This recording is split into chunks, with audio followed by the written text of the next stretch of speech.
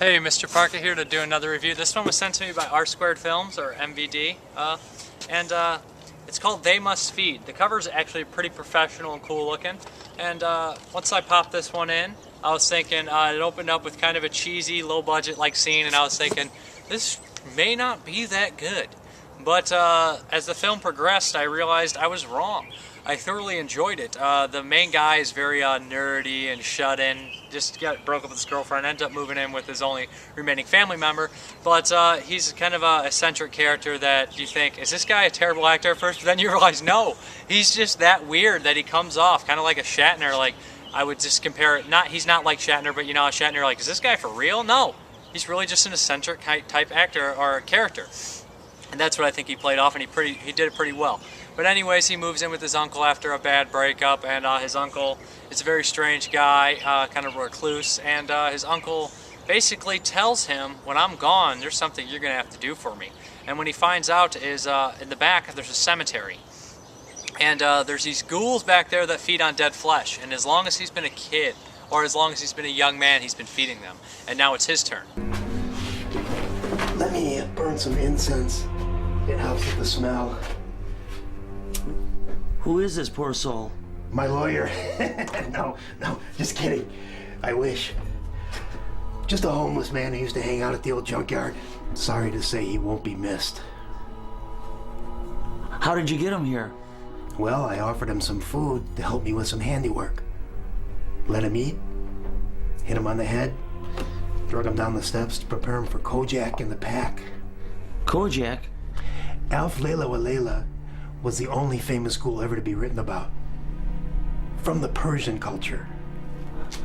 So why did you call him Kojak? He kind of reminded me of Telly Savalas from that old TV show. I would have named him Alf, but then all I could think of was that old fuzzy alien life form TV show. Uncle, you know more about pop culture than I would have ever guessed. So, you only named one? Well, he's the only one that I could, let's say, relate to. How many of them are there? I don't know. I usually only see 3, but I've heard more back there. I don't like to watch them eat. They're like a pack of wild dogs. Is Kojak the leader? Yes. I think he's the oldest. But there's another one, a number 2 male that's very aggressive. I'm afraid he'll be the death of me. Do they attack you?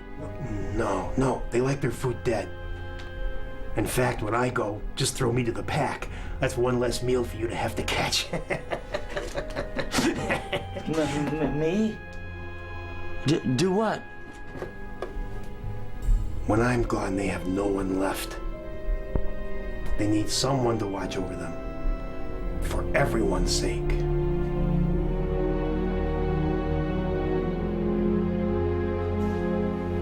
Of course, he kind of gets, you know, he's killing people, bums, derelicts, stuff like that, delivery men, which starts to be a problem. These couple cops catch on, bringing some another layer to it. He starts having trouble at work and everything like that. He's a pushover, everyone picks on him. But he starts to get out of hand, and he starts to train the ghouls. Especially the leader and him have a bond. His uncle named him Kojak for Telly Savalas, which is really cool, because he's bald and... But there's this real mean-looking mother right there in the back, and I guess you would call him the villain of the film. There's 3 of them that you see. Kojak, and the mean one, and then another one. But it kind of sees that he trains the other 2 fairly well, especially Kojak takes a bonding. They're actually seemingly friends, but the other one's the hardest to train. And as later on he gets fired from his boss and his boss's son, who are complete assholes, and he starts using these creatures as a revenge, which is cool.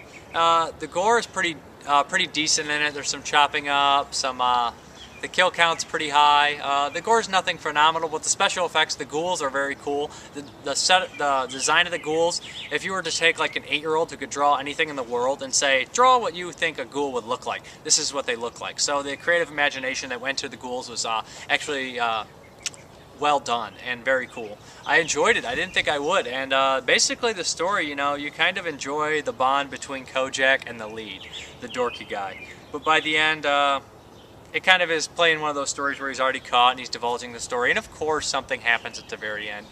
What kind of film would it be without? But yeah, this one's pretty decent for a low-budget film, and the ghouls are very cool. I enjoyed it. High kill count, lots of people die. Lots of people die that you want to die. But that is They Must Eat. Comes with special features. The making of, or the interviews that were in there, were actually pretty clever, pretty funny. They interviewed all the ghouls and asked them their favorite part of the movie. Stuff like that. Asked them to do impressions of the director. But none of them would do it. But anyways, this is They Must Eat. If you like creature features or low budget kind of horror movies, check it out. It's worth your time for that. Have a good one. Bye.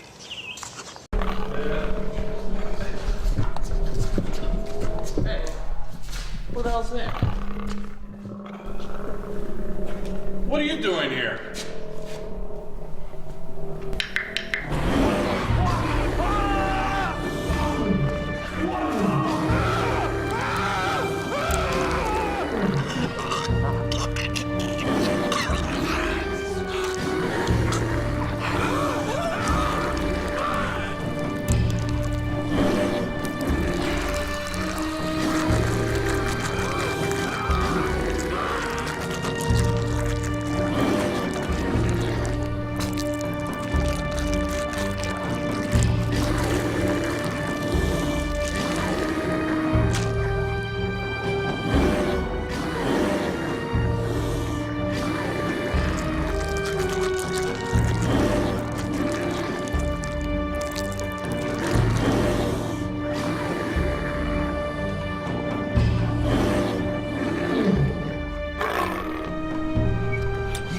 Yeah, the police will put together the shredded documents.